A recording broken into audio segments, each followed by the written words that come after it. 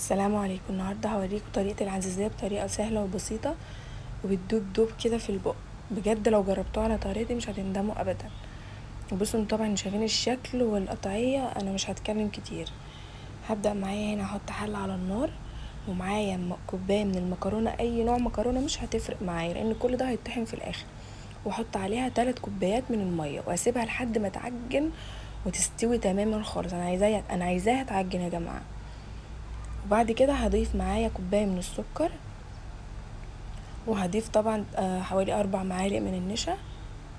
ماشي، ادي 1 2 3 4. تمام. بعد كده هنقلب المكونات دي مع بعض، وهنحط بقى اللبن. هحط طبعا اول حاجه هحط كوبايتين لبن الاول عشان طبعا اعرف اقلب المكونات دي مع بعضها. بصوا يا جماعه، هو بصراحه يعني انا جربت الهاند بلندر، ما طحليش الحاجه كويس قوي، فانتوا طحنوها في الخلاط احسن بكتير عشان يدوكوا قوام حلو. وما تصفوهاش، حطوها بقى في الحله تاني زي ما هي، وزودوا بقى بقيه اللبن. يعني انا حطيت على كوبايه المكرونه كيلو لبن كده. بعد ما سبتها يعني حطيتها في الصينيه بعد ما خلصت وربطت معايا، هحطها وادخلها الفرن بقى تحت الشوايه. بصوا، تحفه.